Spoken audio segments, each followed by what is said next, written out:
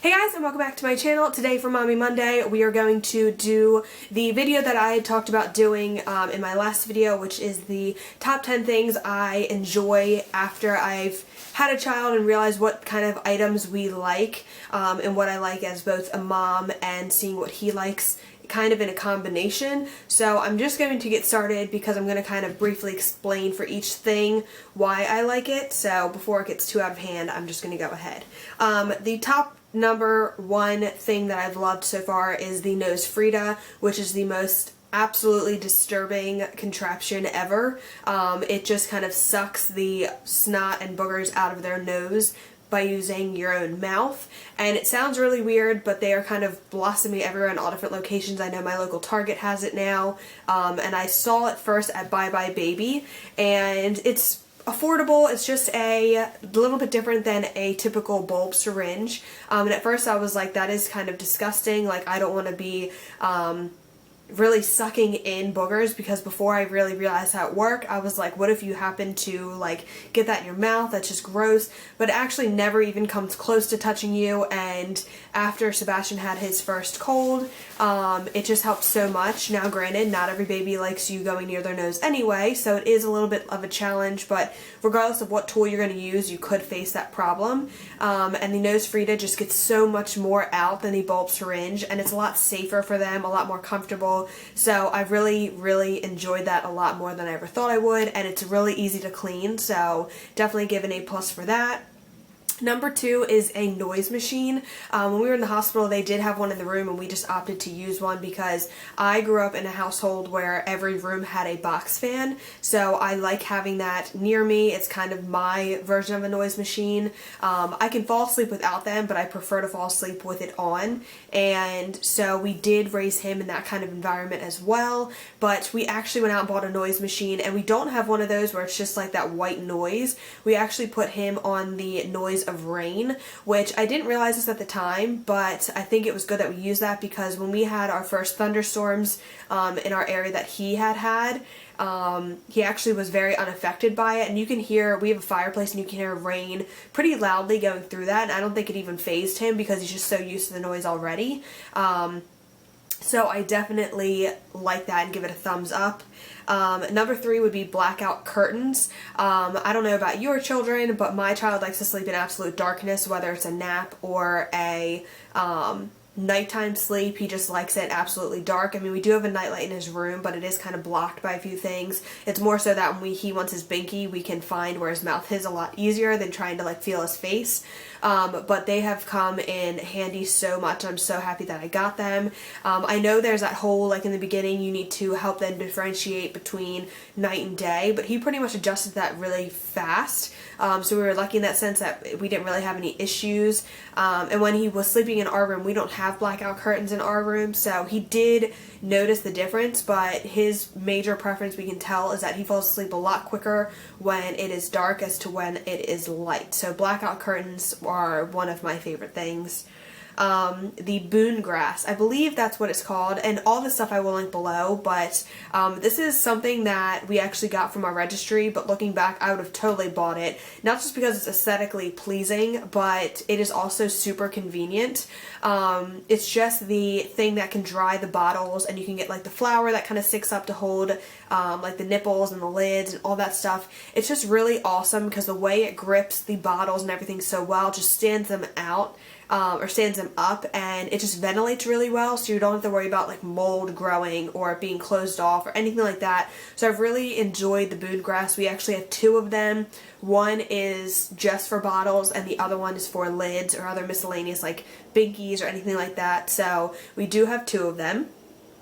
Next is phone memory. I will tell you right now, if you can upgrade your phone or buy something. I mean, I have cameras. I film on a camera on a daily basis. I could very well pick up my camera and take loads of pictures, but everything nowadays is off of your phone, and I just take so many pictures off of my iPhone, and the biggest thing is I need more memory. I take videos, pictures, and I literally have no more storage, and that's with going through and like editing which ones I like, kind of clearing them off my phone and putting them on my computer, and I still don't have memory. So definitely upgrade your memory before the baby comes. Number 6 is a playmat slash ball pit. This is a object that kind of transforms with you. It was a playmat that when he was younger he could like swat at it and see the different things, but as he grew up and he could sit up, it transformed into a ball pit, like a little personal ball pit. It's not super like condensed where it's like chock full of little balls and everything, but it does have enough to keep him occupied, and he really likes it, and it's just one of those things that kind of grew with him. So I'm really happy that I chose that playmat above all the other ones. Number 7 is a chair, kind of looking like, I'll insert a picture if I can, but like a personal lazy boy. Not that brand, but like, you get what I'm saying. You can find them at Target. Sometimes they are very pricey. I actually found mine at a consignment shop, but I really like it because I think it's something I can grow with them when they are a toddler and you're reading them stories. You can have them sit in their own chair right next to you. So I just think the idea of it is nice. We do sit him in it right now and it's really awesome, but I know that it's something that will not only grow with him, but we can use for other children as well, because we got it in a gender neutral color. But I am very happy that I was able to find one, and I highly recommend one of those. Next object would be a monitor. Now it's pretty comical because I was one of those people that are like, I will hear my child, I don't need a monitor, it's blah blah blah, like they're kind of a waste of money. I don't know why I was like that, but I was, especially with where the baby's room is to us. It is very close, and I think when you become a mom, you kind of have like a sixth sense as to when they're about to cry. It's crazy, but I was just always like, we don't need a monitor. And when we happened to get some gift cards, I was just like, why don't we just go ahead and get one, because there was a really good deal on them. I actually think I talked a little bit about it on one of like my first Mommy Monday videos. But it is a video monitor where you can see him and hear him. You can't record anything that's going on, but you can see visually what is going on at that time. I don't remember how far of a distance, but it goes pretty far. I mean, I can walk the dog outside and it still works. But I also have one that I traveled with that I got a really good deal on, and it's just a sound audio monitor, and I'm happy I got that as well. But the biggest things that I really like about the monitor is that when you become a mom, like, you are always constantly checking on them. Even when they're napping, you're just like, are they still breathing? Are they okay? And I found that when I had a monitor, I can actually see his stomach like rise and fall. So if I'm ever like waking up in the middle of the night and I'm like, oh, I wonder if he's breathing, just to rest assure myself, I can see him, I can see what he's doing, and I don't always have to wonder. And even if I'm like cleaning and vacuuming, like, I don't have to sit there and say, oh, is he awake? Like, what is he doing right now? Because I can see him. And it doesn't mean we don't still go in there and check on him, because we do, but just gives a little bit more of an ease at always constantly, because we were constantly checking on him all of the time. And especially when you're at somebody else's house, like, if they do happen to go down for a nap, you are socializing and seeing everybody that you're there for, and we would have to keep interrupting and go and check on the baby. And even if he wasn't making a noise, I'm not trying to make it sound like a bad thing, but we would just be like, oh, like, let's go make sure he's still sleeping. And we would do this every 5-10 minutes. But now that we have the monitor, we can kind of hear when he starts moving or when he starts crying, and then we can go in there and not be such worrywarts. So that was definitely a thing that I laugh at now, because we almost didn't even get one. Number 9, different size of diapers. Now, for some people, they don't really go through diapers that quickly, but I have a son who grew like a weed, and by the time he was 5 months, he was in size 5 diapers, which nobody believes me when I say that, but he is in size 5 diapers. And we were lucky enough that we got a huge range of diapers. Like, people gave us size 1 to size 4, so we didn't even have to go out and buy diapers until he hit size 5, but we still had diapers left over, because we were assuming he would be in size 2 for a long time, size 1 a long time. So we just had different expectations, and didn't think he would grow the way he did. So we were lucky in the sense we didn't have to buy them till size 5, but I could not believe how fast he was going through them. So now in our storage we have a bunch of diapers that are like just sitting there for the next child, but definitely get a variety of different sizes, or at your baby shower kind of request them. I do know one of my friends that had a baby, the way she did it was like if your last name was A through F, you get this size, or you know, and went down the alphabet so that there's a little bit more variety. But definitely stock up on a few different sizes, because when you realize it's time to move up, if you don't have them with you, it's kind of like one of the most frustrating things, because you're like, if I don't size him up, he may keep peeing out of it or anything like that. So it's always nice to have a couple on hand for the next size. And now seeing as how fast he's going through diapers, I actually keep just a box of size 6 around, so that when I do think he's ready to move up, I have them to see how he does.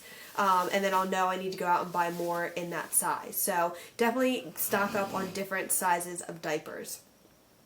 And last but not least, my biggest thing is a wardrobe up to 24 months. Now for some, this may be extreme. Like I said, babies all grow at different rates, so I may be crazy.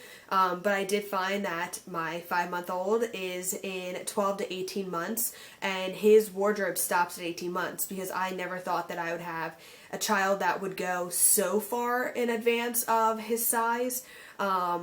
And so I just stopped it, because I was like, you know, maybe if he's big, he'll be like 6 months ahead in sizes, because all clothing stores, you're always like, what in the world, what child do they use to measure these babies or these outfits? But he's in 12 to 18 months, some 18-month clothing, so I didn't go anywhere past there. I'm starting to like get different things. Now the tricky thing, as always, is like, you know, what season will it be in?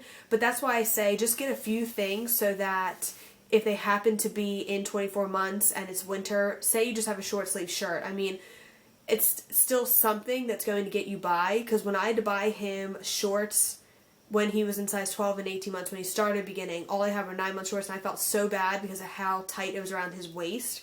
But if I had had something, even if it was pants, yes, he would have been uncomfortable for a short bit, but it would have fit him more comfortably.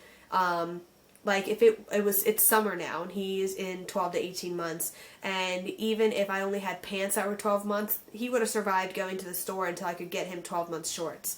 So I would say get different basics, even if it's just sweatpants or shorts, something that if he does happen to size up, you will have those little basic pieces, so that you're not having to be like down to a crunch time of like feeling bad because he looks so uncomfortable whatever size you have. So I would say definitely get a range up to 24 months and call it kind of like that, and then buy different things as you're going along. So anyway guys, that is all I have for you. That is my top 10 favorite things, or things that I would share with you now being a mom and seeing what we get the most use out of, or what we like the best. So let me know what some things that you guys use, or if you use any of these yourself. Let me know your thoughts down below. But I hope you guys are having a terrific day, and I will see you all in my next video. Bye guys!